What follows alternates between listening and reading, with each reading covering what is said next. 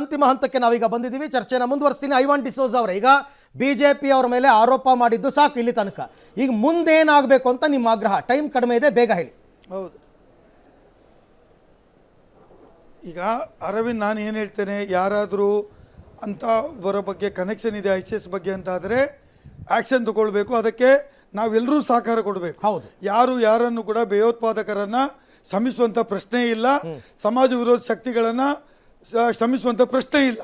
ಆದರೆ ಇದನ್ನು ರಾಜಕೀಯಗೊಳಿಸಿ ಈಗ ಮೋದಿಯವರ ಜೊತೆ ಅವರು ವೇದಿಕೆ ಹಂಚಿಕೊಟ್ಟಿದ್ದಾರೆ, ಅದರ ಬಗ್ಗೆ ಯಾಕೆ ನೀವು ಮಾತಾಡೋದಿಲ್ಲ ಕೇಳಿದರೆ ಅದಕ್ಕೆ ನಿಮ್ಮತ್ತೆ ದಾಖಲೆ ಉಂಟಾ ಕೇಳ್ತೀರಿ. ಇಲ್ಲಿ ಇದ್ದಾರೆ ಅಂದರೆ ಯಾವುದು 20 ವರ್ಷ ನನಗೆ ಪರಿಚಯ ಅಂತೀರಿ, ಅವನ ಮೇಲೆ 302 ಮರ್ಡರ್ ಕೇಸ್ ಇತ್ತು ಅಂತೀರಿ. ಆವಾಗ BJP ಸರ್ಕಾರ ಇತ್ತಲ್ಲ, ಅವರು ಯಾಕೆ ತನಿಖೆ ಮಾಡಿ ಬಿ ರಿಪೋರ್ಟ್ ಹಾಕಿದ್ರು, ಅವರ ಮೇಲೆ ಯಾಕೆ ತನಿಖೆ ತಗೊಳ್ಳಿಲ್ಲ? ಅಂತವ್ರ ಬಗ್ಗೆ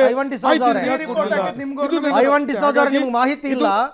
FIR ಆಗಿದ್ದು ಬಸವರಾಜ ಬೊಮ್ಮಾಯಿ ಅವರು CM ಆಗಿದ್ದಾಗ, ಕೇಳಿಸ್ಕೊಳ್ಳಿ ಬಸವರಾಜ ಡಿಸೋಜ ಅವರೇ, FIR ಆಗಿದ್ದು ಬಸವರಾಜ ಬೊಮ್ಮಾಯಿ ಅವರು CM ಆಗಿದ್ದಾಗ, ಅವಾಗ ಇವರು A3 ಚಾರ್ಜ್ ಶೀಟ್ ಹಾಕಿದಾಗ ಅವ್ರ ಹೆಸರನ್ನ ಕೈ ಬಿಡ್ತಾರೆ. ಅವಾಗ ಸರ್ಕಾರ ನಿಮ್ದೆ, ಅಂದ್ರೆ ಸಿದ್ದರಾಮಯ್ಯನವರೇ ಮುಖ್ಯಮಂತ್ರಿ ಆಗಿದ್ರು. ಸಿದ್ದರಾಮಯ್ಯನವ್ರ ಹತ್ರ ದುಂಬಾಲ್ ಬಿದ್ದು ಕೈ ಬಿಡಿಸ್ಕೊಂಡಿದ್ದಾರೆ.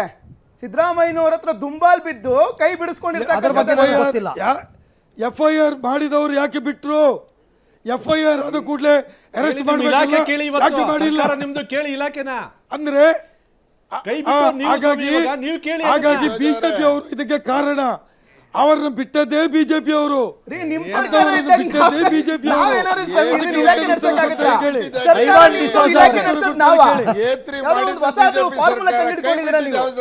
ಹೌದು. ಮತ್ಯಾರು? Okay, fine fine, your time up. Ivan D'Souza ಅವರು ಎಲ್ಲರೂ ಮಾತಾಡಬೇಕು. ಶ್ರೀವತ್ಸ ಅವರು ಏನೋ ಹೇಳ್ತಾ ಇದ್ದಾರೆ. ಶ್ರೀವತ್ಸ ಅವರೇ ಮಾತಾಡಿ. Thank you sir. ಸರ್ಕಾರ A3 ಮಾಡಿದ್ದು ನಮ್ಮ ಸರ್ಕಾರ, ಕೈ ಬಿಟ್ಟಿರೋದು ಸಿದ್ದರಾಮಯ್ಯನವರು. ಈ ತರದ ಎಷ್ಟು ಕೇಸ್ಗಳು ಮಾಡಿಲ್ವ? ಈಗ ಮೊನ್ನೆ ತಾನೇ CBI ಕೊಟ್ಟಿದ್ದು ವಿಡ್ರಾ ಮಾಡಿದ್ರು, ಆಮೇಲೆ 2 ಹೌಸಿಂಗ್ ಸೊಸೈಟಿ ಕೊಡ್ಬೇಕಾದ್ರೆ CBI ಕೊಡ್ತೀವಿ ಅಂತ ಬರಲಿಲ್ವಾ?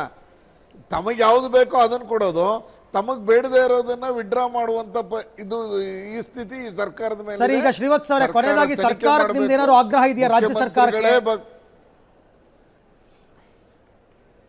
ತನಿಖೆ ಮಾಡಬೇಕು, ಯಾರನ್ನ ಜೊತೆಲಿ ಇಟ್ಕೊಂಡಿದ್ರು, ಯಾಕೆ ಇಂಟೆಲಿಜೆನ್ಸ್ ಫೇಲ್ಯೂರ್ ಆಗಿದೆ, ಇದಕ್ಕೆ ತಪ್ಪಿತಸ್ಥರು SP ಸಂಬಂಧಪಟ್ಟಂತ ಯಾವ ಅಧಿಕಾರಿ ಇದ್ದಾರೆ ಅವ್ರ ಮೇಲೆ ತಕ್ಷಣಕ್ಕೆ ಕ್ರಮ ಕೈಗೊಳ್ಬೇಕು. ನೀವೇನ್ ಹೇಳ್ತೀರಾ ಸರ್? ಇದು ಖಂಡಿತವಾಗ್ಲೂ ಬಹಳ ಒಂದು ಗಂಭೀರವಾಗಿರ್ತಕ್ಕಂಥ ಪ್ರಕರಣ. ಗಂಭೀರವಾಗಿರೋ ಪ್ರಕರಣ ಯತ್ನಾಳ್ ಅವರು ಎತ್ತಿದ್ದಾರೆ, ಮತ್ತು ಅವರು ಇವತ್ತು NIಗೂ ಕೂಡ ಪತ್ರವನ್ನ ಬರೆದಿದ್ದಾರೆ, ಹೋಮ್ ಮಿನಿಸ್ಟರ್ಗೆ. ಅದನ್ನೇ ಬೇಕಾದ್ರೆ ಆಧಾರವಾಗಿ ಇಟ್ಕೊಂಡು ಇಲ್ಲಿ ಲೋಕಲ್ ಪೊಲೀಸರು ಕೂಡ ಇನ್ವೆಸ್ಟಿಗೇಷನ್ ಅನ್ನ ಮಾಡಬಹುದು.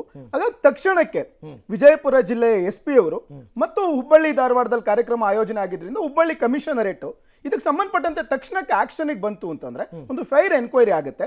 ಇದರಲ್ಲಿ ನಮ್ಮ ರಾಜ್ಯದ ಮುಖ್ಯಮಂತ್ರಿಗಳ ಸೆಕ್ಯೂರಿಟಿ ಇಶ್ಯೂನು ಇದೆ. ಪಕ್ಕದ ಕೇರಳಕ್ಕೆ ISIS ಬಂದಿದೆ, ಅದು ಕರ್ನಾಟಕಕ್ಕೆ ಬರೋದು ಬೇಡ. ಅರೆ ಕುಕ್ಕರ್ ಬಾಂಬ್ ಬ್ಲಾಸ್ಟ್ ಮಂಗಳೂರಿನಲ್ಲಿ ಶಾಹೀರ್ ISIS ಲಿಂಕ್ ಇತ್ತು ಅನ್ನೋದೇ ನಮ್ಮನ್ನೆಲ್ಲರನ್ನು ಕೂಡ ಭಯಭೀತಗೊಳಿಸಿದೆ. ಹಾಗಾಗಿ ಒಂದು ಫೈರ್ ಎನ್ಕ್ವೈರಿ ಆಗಲಿ, ಅದಕ್ಕೆ ಏನಾದ್ರು ಅವಶ್ಯಕತೆ ಬಿತ್ತು ಅಂತಂದ್ರೆ ನಮ್ಮ ಶಾಸಕರು ಕೂಡ ಬೆಂಬಲವನ್ನು ವ್ಯಕ್ತಪಡಿಸ್ತಾರೆ. ಅಲ್ಲ, ಖಂಡಿತವಾಗಿಯೂ ಸರ್, ಆರೋಪ ಗಂಭೀರವಾಗಿದೆ. ಆದಷ್ಟು ಬೇಗ ಸರ್ಕಾರ ಇದ್ರ ಬಗ್ಗೆ ತನಿಖೆಗೆ ಅವರೇ ಆದೇಶ ಮಾಡೋದು ತುಂಬಾ ಕ್ಷೇಮ. ಮತ್ತೆ ಇದನ್ನ NIAಗೆ ಮೊದಲು ಕೊಡಬೇಕು. ಯಾಕೆಂದ್ರೆ ಇದು ಅಂತಾರಾಷ್ಟ್ರೀಯ ಮಟ್ಟದಲ್ಲಿ ಇದು ಹರಡ್ಕೊಂಡಿದೆ. ಬರೀ ರಾಜ್ಯಕ್ಕೆ ಮಾತ್ರ ಅಲ್ಲ, ದೇಶಕ್ಕೆ ಮಾತ್ರ ಅಲ್ಲ, ಅಂತಾರಾಷ್ಟ್ರೀಯ ಮಟ್ಟದ ನಂಟಿದೆ ಅಂತಕ್ಕಂಥ ಆರೋಪ ಬಂದಿರೋದ್ರಿಂದ ದಯವಿಟ್ಟು ಇದನ್ನು NIA ಕೊಟ್ಟು ಆದಷ್ಟು ಬೇಗ ತನಿಖೆ ಮಾಡಿಸಬೇಕು. ಆರೋಪಿಗಳಿಗೆ ತಕ್ಕನಾದ ಶಿಕ್ಷೆಯನ್ನು ಕೊಡಿಸಬೇಕು. ಇದು ತನಿಖೆಯಿಂದ ಸತ್ಯ ರಾಜ್ಯದ ಜನತೆ ಗೊತ್ತಾಗಬೇಕು.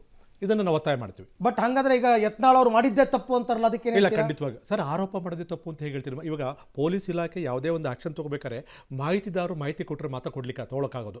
ಈಗ ಮಾಹಿತಿಯನ್ನು ಅವ್ರು ಕೊಟ್ಟಿದ್ದಾರೆ ಅಂದರೆ ತನಿಖೆಗೆ ಅವ್ರನ್ನೂ ಸಹ ಒಳಗೊಳ್ಳೋ ಥರ ಮಾಡಿಕೊಂಡು ತನಿಖೆಯನ್ನು ನಡೆಸಿ. ನೀವು ಯತ್ನಾಳ್ ಅವ್ರನ್ನ ಬಿಟ್ಟು ತನಿಖೆ ಮಾಡಿ ಅಂತ ನಾವು ಯಾರು ಕೇಳ್ತಿಲ್ವಲ್ಲ.